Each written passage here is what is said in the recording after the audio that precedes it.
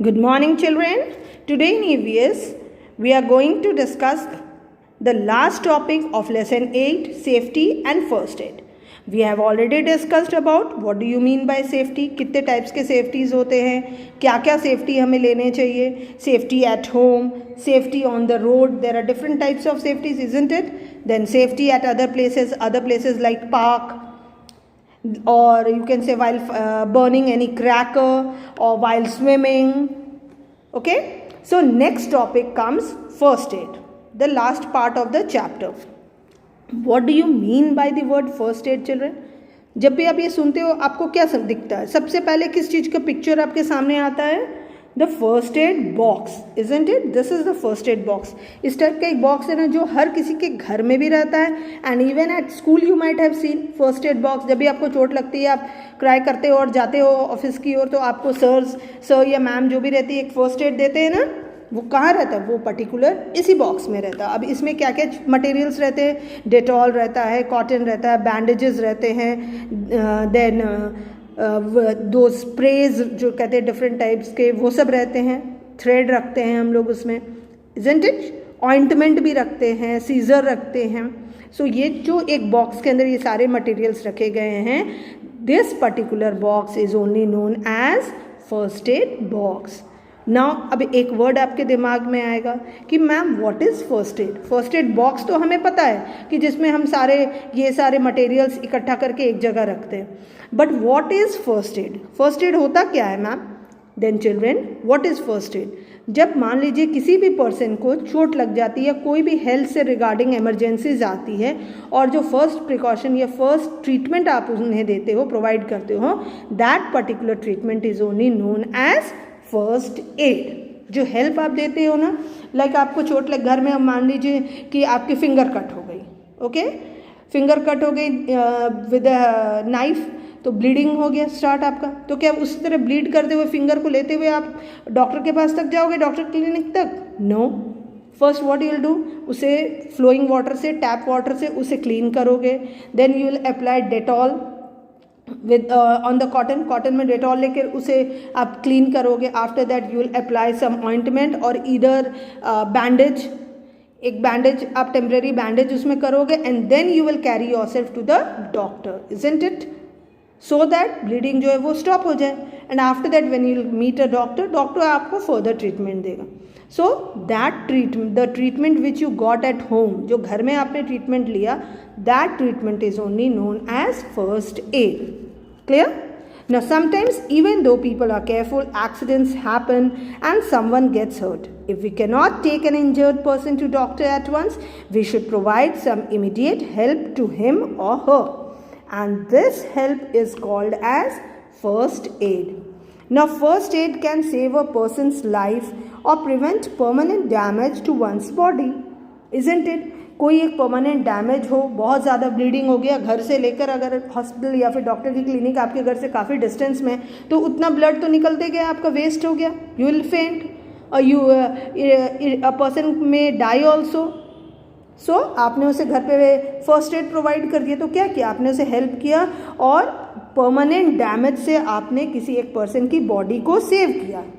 Okay, now we should have a first aid box both in our home and in our school. ये compulsory है, हर किसी को अपने घर में भी एक फर्स्ट एड बॉक्स रखना चाहिए, and even with that it should be kept in our school. Okay, it's clear now? Now some first aid tips children. कुछ टिप्स हैं जो फर्स्ट एड के आप सभी को मालूम रखना चाहिए. Now some common emergencies in which first aid is needed are cuts, wounds, bruises, insect bites and fainting. ये सब इमरजेंसी, अगर कट हो गया, वुंड हो गया, इंसेक्ट बाइट हो गया या कभी फेंट हो गया, तो तुरंत से हमें कौन सा फर्स्ट एड उसे प्रोवाइड करना चाहिए. Now but before giving first aid to any person, the following points must be kept in mind. What all are those? First, do not panic, बिल्कुल पैनिक नहीं होना चाहिए. थिंक बिफोर यू एक्ट, जो भी आप करने जा रहे हो उससे पहले एक बार जरूर सोच लो कि आप क्या कर रहे हो और इसका कॉन्सिक्वेंसेस क्या हो सकता है. Decide what you can do to help the injured person. सबसे पहले सोच लो कि इस इंजर्ड पर्सन को हम किस तरह से हेल्प कर सकते हैं. Do not crowd around the injured person, जो भी इंजर्ड पर्सन है उसके आसपास क्राउड मत क्रिएट करने दो। Next, make sure that the injured person is comfortable, जो पर्सन इंजर्ड है उसे पहले कंफर्टेबल कर दो, it should be in the comfort zone. Next, लूजन the victims clothing and से रीएश्योरिंग वर्ड्स टू हिम और हर, मीन्स जो भी विक्टिम है जिसे चोट लगा है उसके ड्रेस को आप पहले सबसे पहले कंफर्टेबल कर दो, लूज कर दो। ओके, लूज कर दोगे तो कंफर्टेबल हो जाएगा, वो फ्री हो जाएगा। एंड आफ्टर दैट उसे हमेशा कंसोलिंग वर्ड्स बोलते रहो, मोटिवेशनल वर्ड्स बोलते रहो, रीएश्योर करते रहो कि यस, हम कहते हैं ना कुछ नहीं हुआ, कुछ नहीं हुआ, चोट ठीक हो जाएगा, ठीक हो जाएगा, लाइक दिस वी ऑल से ना समटाइम्स। अगर आपको लग जाता है आपके पेरेंट्स है, फ्रेंड्स है और इन द स्कूल टीचर्स बोलते हैं ना यू आर वेरी स्ट्रांग, कुछ नहीं हुआ है आपको, ये तुरंत ठीक हो जाएगा, it will not pain much, तो इस टाइप के हमें एश्योरिंग वर्ड्स उसे कहने चाहिए। Next, keep the victim protected from flies and dust, जो विक्टिम है उसे फ्लाइज और डस्ट से हमें बचा कर रखना चाहिए। नाउ कट्स एंड वुंड्स, अगर कट्स एंड वुंड्स हुआ तो उसमें हमें कौन कौन से प्रिकॉशंस लेने चाहिए और first aid tips. First, wash your hands properly before treating a cut और वूंड, अगर कोई कट हो गया है या वूंड हुआ है हमें तो हमेशा हमें उसे वॉश करना चाहिए सबसे पहले। I have explained you earlier कि सबसे पहले टैप वाटर से हमें उसे क्लीन करना चाहिए।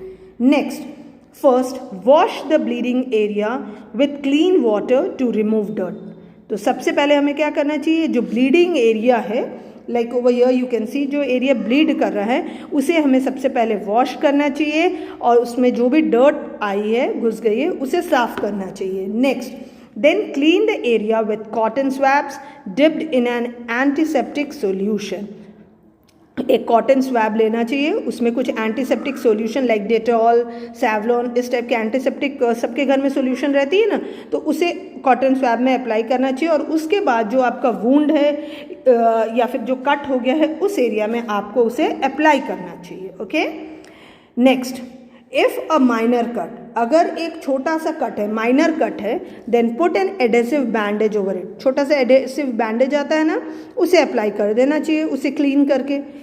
फॉर अ डीपर कट, अगर बहुत ज़्यादा गहरा कट है then apply an antiseptic cream and place a cotton swab over it, then tie a bandage firmly, अगर बहुत ज़्यादा डीपली कट हो गया है तो क्या करना चाहिए, एक पहले क्लीन कर लो अच्छे से, उसके बाद एंटीसेप्टिक क्रीम अप्लाई करना चाहिए and place a cotton swab, cotton का जो स्वैब है ना एंटीसेप्टिक क्रीम के ऊपर उसे अप्लाई करके एंड आफ्टर दैट उसके ऊपर एक बैंडेज को टाई करना चाहिए firmly.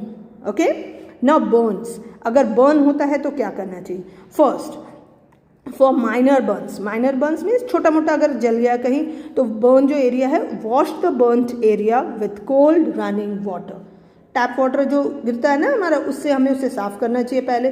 Then dip it in cold water और put an ice pack over it till the burning sensation stops, अगर जल गया तो पहले पानी से उसे साफ कर लो क्योंकि उसके आसपास डस्ट भी रहता है तो वो क्लीन हो जाएगा। And after that cold water से आप उसे क्लीन कर सकते हो, उस पर अप्लाई कर सकते हो। अगर आइस पैक है then very good, ice pack भी अप्लाई कर तो बर्निंग सेंसेशन जो है ना वो स्टॉप हो जाता है। Okay, and even you can apply aloe vera, okay, it is easily available in every home nowadays, तो वो भी आपको बहुत ज़्यादा हेल्पफुल होता है। Now put an antiseptic cream on the affected area, do not bandage it, तो याद रखना बच्चों, अगर आपको कट और वुंड हुआ है तो वहाँ तो आप बैंडेज अप्लाई कर सकते हो, लेकिन अगर बर्न हुआ है तो वहाँ हमें कभी भी बैंडेज नहीं अप्लाई करना चाहिए। Okay, do not bandage it, please remember these points. Now insect bytes, कभी कभी हमें इंसेक्ट बाइट भी हो जाता है ना, तो उस वक्त हमें क्या करना चाहिए। If bitten by a bee और a wasp, apply a paste of baking soda and an antiseptic cream to the affected area, अगर आप बी जो होती है अगर या वॉस्प जिसे हम कहते हैं, अगर वो आपको बाइट कर ली है तो आपको क्या करना चाहिए, आपको बेकिंग सोडा का एक पेस्ट बना के उस पर्टिकुलर एरिया में अप्लाई करना चाहिए और either you can apply any antiseptic cream to the affected area or you can even put some ice on the affected area for relief, उस particular area में जहाँ भी आपको insect bite हुआ है like this children, वहाँ पे आप ice cubes भी use कर सकते हो। सो दैट जो इरिटेशन होता है ना वो स्टॉप हो जाएगा और आपको कूल फील होगा, बर्निंग वाला सेंसेशन नहीं होगा. Next comes fainting. If a person फेंट्स, make him or her lie down with the head lower than the body. This helps the blood to reach the brain faster.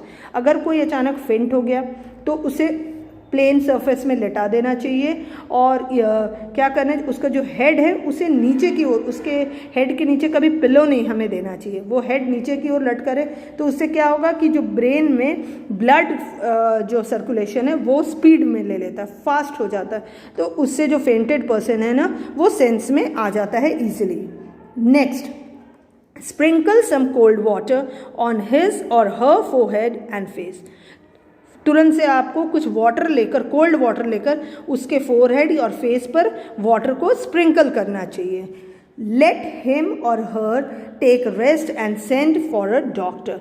थोड़ी देर उसे rest लेने देना और उसके बाद जब वो सेंस में आ जाए, और अगर नहीं भी आए या आ भी जाए तो भी आपको प्रिकॉशन लेना चाहिए. That person should be send to a doctor for further treatment. Okay, I hope it's clear till here. So the chapter is over. Thank you.